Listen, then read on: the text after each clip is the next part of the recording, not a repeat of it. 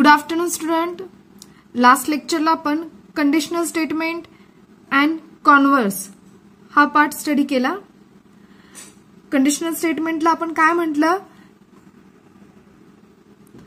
असं स्टेटमेंट की जे आपण इफ आणि देनच्या फॉर्म मध्ये लिहू शकतो त्यांना काय म्हटलं आता, कंडिशनल स्टेटमेंट. ओके, तर त्यावर आधारित आपल्याला प्रॅक्टिस सेट 1.3 मधला क्वेश्चन नंबर फर्स्ट सॉल्व्ह करायचा आहे. क्वेश्चन नंबर फर्स्ट काय आहे, write the following statement in if then form. Okay, म्हणजे दिलेले हे जे स्टेटमेंट आहेत आपल्याला ते स्टेटमेंट इफ देनच्या फॉर्म मध्ये आपल्याला लिहायचे आहेत, म्हणजे आपल्याला ते कंडिशनल स्टेटमेंट तयार करायचे. ओके, तर फर्स्ट काय दिलंय, the opposite angles of a parallelogram are congruent. The opposite angles of a parallelogram are congruent. Okay, हे स्टेटमेंट दिलेले आणि आपल्याला ते इफ आणि देनच्या फॉर्म मध्ये लिहायचंय. बरोबर, म्हणजे ते आपण काय होणार आहे, इफ देनच्या फॉर्म मध्ये लिहिल्यानंतर ते कंडिशनल स्टेटमेंट होणार आहे. मग आपण लिहिताना कसे लिहिणार, if a quadrilateral is a parallelogram then its opposite angles are congruent. Okay, मग आपल्याला काय दिलं होतं, opposite angles of a parallelogram are congruent. मग आपण ते कसं लिहिणार, if a quadrilateral is a parallelogram then its opposite angles are congruent. म्हणजे दिलेला क्वाड्रिलॅटरल हा जर पॅरलोग्राम असेल तर त्याचे अपोजिट अँगल काय असणार आहेत, कॉन्ग्रंट असणार आहेत. ओके, म्हणजेच ज्यावेळेस आपण इफ लिहितो, ओके, मग इफ नंतरचं जे स्टेटमेंट असतं ते काय असते, कंडिशन असते. ओके, म्हणजे कंडिशन दिलेली असते आणि देन नंतरचं स्टेटमेंट जी काय असती त्या कंडिशन मधनं मिळालेला रिझल्ट असतो.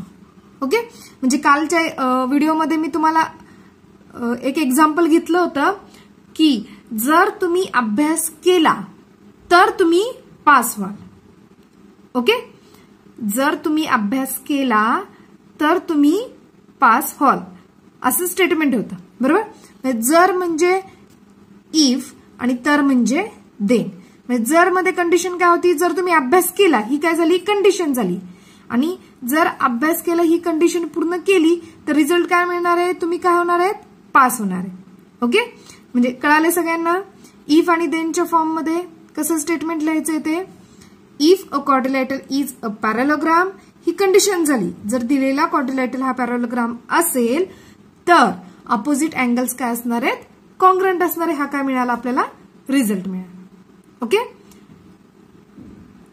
त्यानंतर second, the diagonals of a rectangle are congruent. Okay, बघा आता काय दिलंय, the diagonals of a rectangle are congruent. म्हणजे रेक्टँगलचे डायगोनल्स हे काय असतात, कॉन्ग्रंट असतात असं आपल्याला स्टेटमेंट दिले.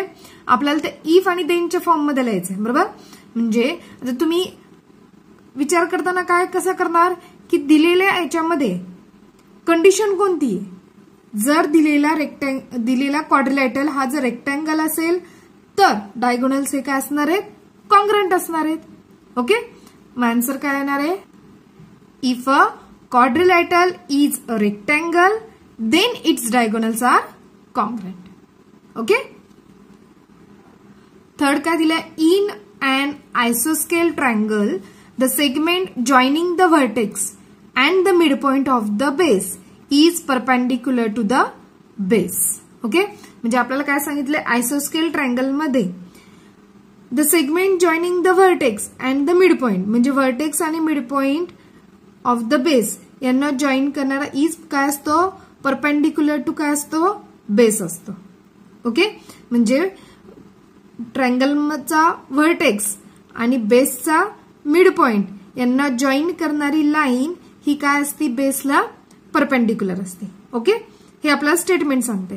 मग आपण सरळ सरळ इफ देनच्या फॉर्म मध्ये कसं लिहिणार ते, if a triangle is an आयसोस्केल ट्रायंगल, म्हणजे दिलेला ट्रायंगल हा आयसोस्केल ट्रायंगल असेल तर म्हणजेच then the segment join the vertex and the midpoint of the base is perpendicular to the base.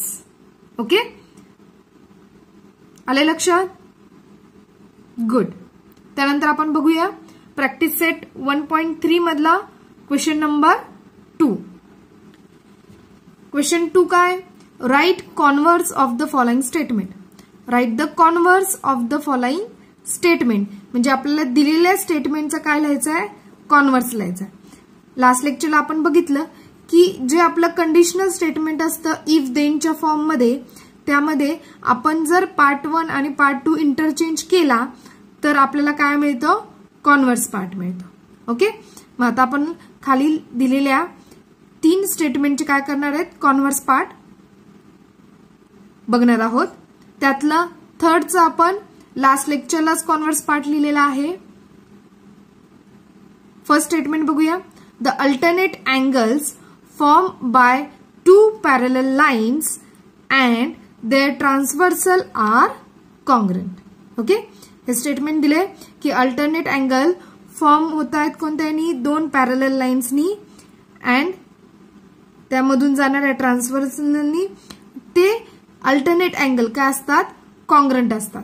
Okay, हे आपल्याला दिलेलं स्टेटमेंट आहे. आता त्याचं आपण काय लिहिणार आहे, कॉन्व्हर्स पार्ट लिहिणार आहे. कॉन्व्हर्स पार्ट काय येणार आहे, if alternate angles made by 2 lines and its transversal are congruent then the lines are parallel. Okay, म्हणजेच थोडक्यात तुम्हाला इथे जो गिवन पार्ट आहे तो काय करायचा, खालच्या मध्ये टू प्रूव्हला जातो आणि जो प्रूव्हचा करायचा तो कशामध्ये जातो, गिवन मध्ये जातो. ओके, आले सर्वांच्या लक्षात, गुड. सेकंड एक्झाम्पल पाहूया. If a pair of the interior angle made by a transversal of 2 lines are supplementary then the lines are parallel. Okay, म्हणजे आपल्याला काय दिलंय की if a pair of interior angle म्हणजे interior angles made by a transversal of 2 lines are supplementary. म्हणजे ही property आपल्याला माहिती आहे की ज्यावेळेस 2 लाईन मधून त्याचे जे इंटेरियर अँगल्स ची जी ऍडिशन जर 180 डिग्री आली तर ते 2 लाईन्स एकमेकांना काय असतात, पॅरलल असतात, असं आपल्याला या स्टेटमेंटमध्ये सांगितलंय. तर त्याचा कॉन्व्हर्स पार्ट काय येणार आहे, if 2 lines are parallel are intersected by a transversal, then the interior angle so form are supplementary. Okay, तर सर्वांनी प्रॅक्टिस सेट 1.3 मधला क्वेश्चन नंबर 1 आणि क्वेश्चन नंबर 2 जे व्हिडिओमध्ये सॉल्व्ह करून दिलेले आहेत ते वहीमध्ये नोट डाऊन करून मला पाठवायचे आहे. थँक्यू.